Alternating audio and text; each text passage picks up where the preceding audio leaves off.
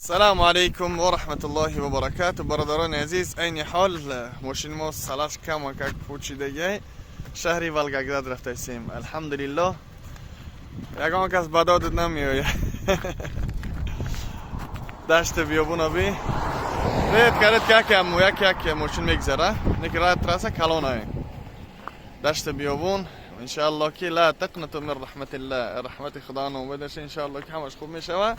با اون راه یکی بابا جان سلام علیکم و رحمت الله. دوستان عزیز، در حق ما دوگو باشه شهری ولگگراد رفته هستیم. انشاءالله تا پگاه ساعت 11 در ولگگراد میمونیم و قبلا انشاءالله با مسکو در حق ما دوگو باشه جای کار کرسته برادر بره برادر هستن همجا کاریا هستن. انشاءالله برادر حجامه کرستن برند داخل پدرکو هستن برادر کدمه که همجا میره انشاءالله با پدرکا داره.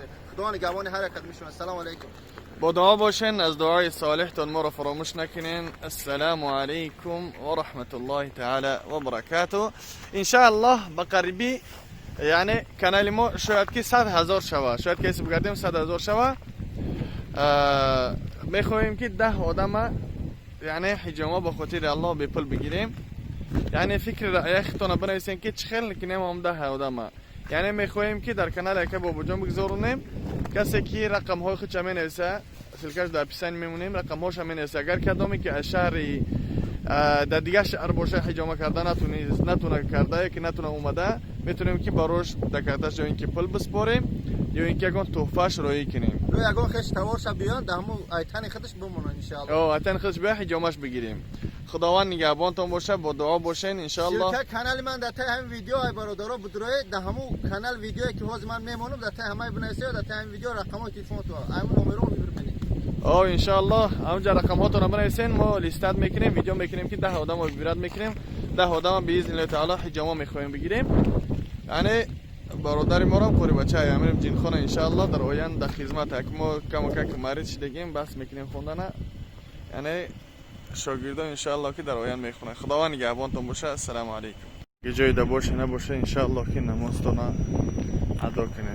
خداوند نمازهای ما و شما را قبول عطا کنه و برای راست هدایت ممکنه. خداوند این مسافر میگه قصرش بخونه ما قضا نکنه نماز را. فرضیت ما و شما نماز، نجات ما و شما ای روزی عذاب قیامت. این دوستان عزیز انشاءالله بالون اندام کردیم نه زپراف کرست انشاءالله قارین نماز خونده است انشاءالله دای خنک پیشین خونده است انشاءالله در راه سفریم در همون دور باشه. خداوند نگهبان حرکت شما. السلام علیکم و رحمت الله تعالی و برکاته. زپراف کربی ولکانیزات سوگا خبر خلاصه. خدا نگهبان تو باشه. در حق مدعاگو باشه که مقصد در شهر خنک در شهر غریبی و دعای هر یک کدوم شما دوستان عزیز نیاز داریم. دعا کنید.